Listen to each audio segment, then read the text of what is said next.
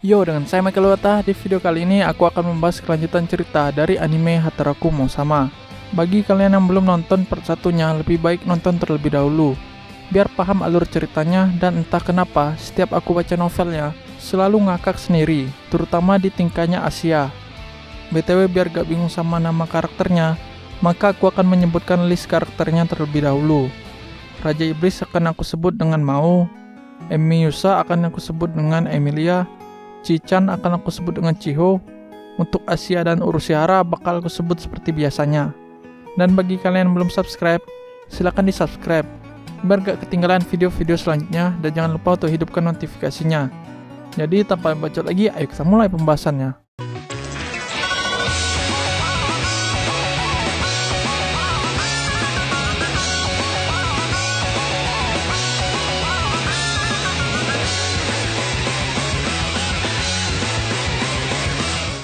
Setelah kastil alias kosan Raja Iblis mengalami kekacauan kemarin, Chiho datang ke kosan Mao untuk membawakan sesuatu. Dengan perlahan mereka memasuki ruangan tersebut karena di sana ada alas Ramos yang sedang tertidur. Jadi mereka berusaha agar tidak menimbulkan suara yang berisik. Chiho pun langsung mengeluarkan barang yang dibawanya tersebut, dan ternyata isinya adalah barang-barang perlengkapan bayi. Lalu Chiho pun bertanya kepada Asia, makanan apa yang mereka berikan kemarin. Dan Asia menjawab kalau mereka memberi makan alas Ramos dengan udon yang sudah dilembekkan.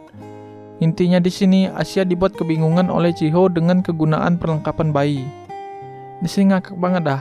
Dimana Asia sangat berterima kasih dengan bantuan Chiho selama ini dan menawarkan kepada Chiho kalau mereka sudah berhasil menguasai Jepang dan membentuk pasukan iblis baru, maka Chiho akan direkrut menjadi jenderal besar Raja Iblis. Dan tentu saja Chiho menolaknya.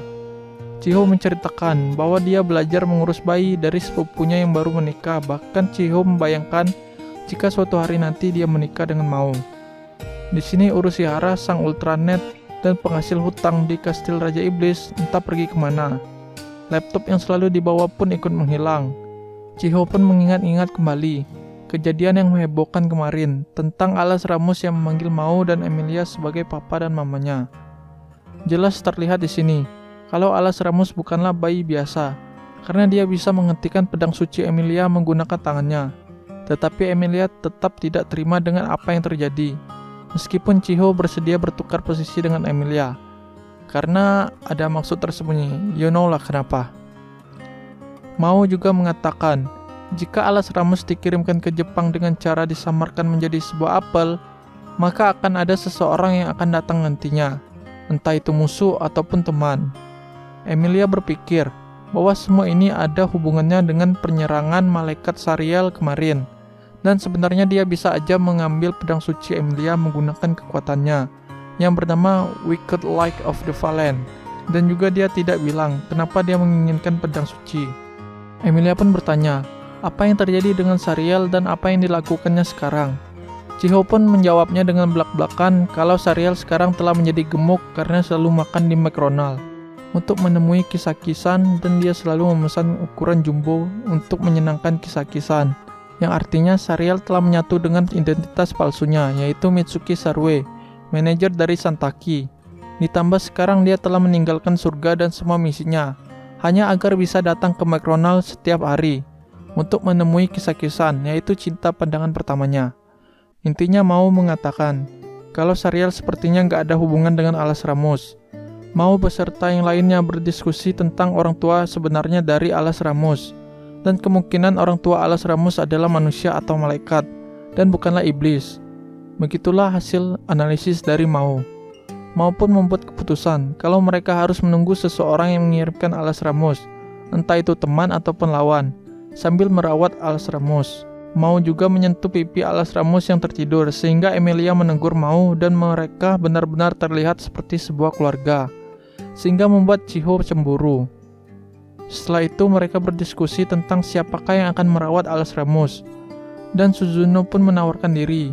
Meskipun pada awalnya mereka setuju untuk Suzuno yang merawatnya, Mao pun mengatakan kenapa alas Ramos tidak mengatakan mamanya adalah Emilia. Seketika Chiho merasakan sesuatu yang sangat sakit di dalam dadanya, karena Chiho merasa kalau dia sebenarnya hanyalah orang biasa yang tidak sengaja mengetahui rahasia mereka. Pada akhirnya Mao memutuskan bahwa Alas Ramus akan tinggal di kastil Raja Iblis, dan sebenarnya Suzuno menentang keputusan Mao. Tetapi ketika Alas Ramus terbangun, dia mengatakan bahwa dia ingin tinggal bersama papanya. Sebelum kita lanjut, aku mau bilang kalau semua tadi hanyalah flashback dari Chiho, dan sekarang kita akan kembali ke waktu Chiho datang ke kosan Mao. Chiho pun menanyakan kembali tentang kemana perginya Urushihara, dan secara mengejutkan, ternyata Urushihara berada di dalam lemari, serta terlihat di dalam lemari tersebut ada laptop, kipas, dan lain-lain. Dengan segera Urushihara menuju ke kulkas dan mengambil minuman milik Alas Ramus tanpa rasa bersalah. Fakta mengejutkan lainnya adalah kalau semalam Alas Ramus menangis tak henti-henti dan menanyakan di mana mamanya. Pada awalnya Emilia ingin pergi berbelanja seperti yang sudah direncanakannya bersama Suzuno, tetapi Alas Ramus mengatakan, apakah mama akan meninggalkannya lagi? Dan untungnya mau memujuk Alas Ramus dan mengatakan kalau mamanya hanya pergi sebentar. Alas Ramus pun mengatakan kalau dia akan menjadi anak pintar dan menunggunya. Semua orang di sana merasa tidak enak mendengar hal tersebut, kecuali Urushihara, sehingga membuat Emilia kembali ke tempat Alas Ramus. Tetapi masalahnya adalah di sana. Alas Ramus berpikir kalau dia akan tidur dengan Emilia, padahal enggak. Setelah bercerita, Suzuno pun masuk ke kosan Mao dengan membawakan bento yang telah dipesan oleh Asia. Ketika Asia mengatakan selamat makan siang, Urushihara langsung keluar dari lemari, tapi dibentak oleh Asia sehingga membuatnya masuk ke dalam lemari lagi. Suzuno juga ternyata telah membeli ponsel sehingga Chiho mengajaknya untuk bertukar nomor. Dan ketika mereka sedang membicarakan tentang ponselnya, tiba-tiba saja terdengar suara Alas Ramus memanggil papa. Semua orang terkejut dan dia membeku begitu melihat Alas Ramus yang terbangun dari tidurnya. Dan yang paling terkejut adalah Asia, sampai-sampai dia tersedak. Ketika Alas Ramus tidak melihat Mao dan Emilia, dia pun langsung berteriak dan menangis kencang-kencangnya. Asia pun berusaha menenangkannya, tetapi dia tidak tahu harus berbuat apa. Dengan sigap, Chiho pun mengganti popok Alas Ramus. Asia yang melihat kemampuan Chiho yang hebat membuat Asia malu, karena pernah menyombongkan kemampuan umumnya, padahal dia nggak seberapa dengan Chiho. Kemudian Chiho mempunyai ide untuk membawa Alas Ramus ke McDonald agar lebih cepat bertemu papanya. Awalnya Asia tidak setuju, tetapi Suzuno memberikan argumen yang panjang, sehingga membuat Asia tidak bisa membantahnya. Suzuno juga mengatakan kalau seseorang yang dalam lemari sana akan mengganggu perkembangan Alas Ramus. Kemudian tiba-tiba Asia tertidur setelah meminum habis vitamin yang diberikan Suzuno. Dan benar saja, ternyata itu adalah obat untuk melemahkan fisik iblis. Karena dirasa nantinya Asia akan mengganggu, makanya Suzuno memberikan obat itu. Di sini juga akhirnya Alas Ramus memberikan nama sebutan ke Chiho dan Suzuno, yaitu Chinecha dan Suzunecha, yang membuat dua orang ini gemas terhadap Alas Ramus. Setelah itu, mereka pergi ke McDonald meninggalkan Asia yang tertidur dan menyuruh Urushihara menyampaikan pesan mereka. Ketika mereka sampai di McDonald, Alas Ramus memanggil papa sehingga menyebabkan seisi restoran itu terkejut dan membuat semua orang menjadi terdiam. Mao Sadao pun bergegas menghampiri Alas Ramus dan memasang muka pucat, serta mengatakan apa yang mereka lakukan di sini. Alas Ramus pun menjulurkan tangannya seolah-olah ingin digendong oleh Mao. Lalu Mao pun tertawa garing dan terdengar suara orang-orang di belakang yang tidak senang dengan hal ini, dan menyangka apakah itu adalah anak dari Mao dan Chiho. Lalu tiba-tiba saja muncul sesosok bayangan yang muncul dari arah belakang Mao. Dia adalah sang manajer, Kisaki-san. Kisaki-san juga menyuruh Mao dan Chiho untuk datang ke ruangan staf. Dan ternyata di McDonald juga ada Sariel sang malaikat kemarin, yang berkunjung ke McDonald untuk bertemu dengan Kisaki-san. Sariel sangat terkejut ketika melihat Kisaki-san menggendong Alas Ramus, dan mengatakan, apakah surga telah meninggalkannya karena melalaikan tugasnya. Sariel mengira Kisaki telah mempunyai anak dari pria lain, dan mengakui dosa-dosanya di hadapan Suzuno.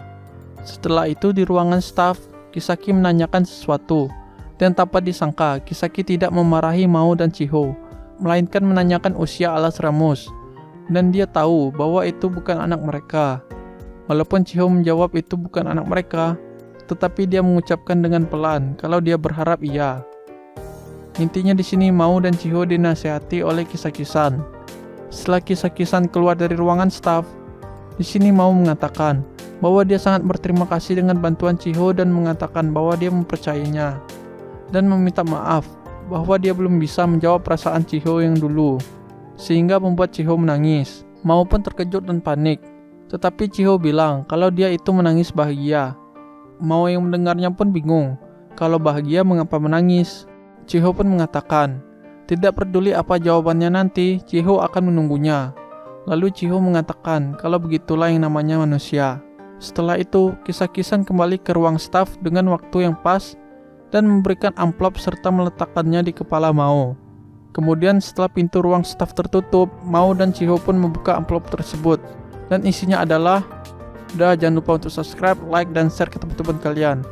Aku ada waktu mungkin aku akan buat part selanjutnya yang durasi videonya lumayan panjang sih. Spoiler dikit, Mao dan Emilia beserta Alas Remus akan jalan-jalan ke taman. Sekian dari aku, salam net.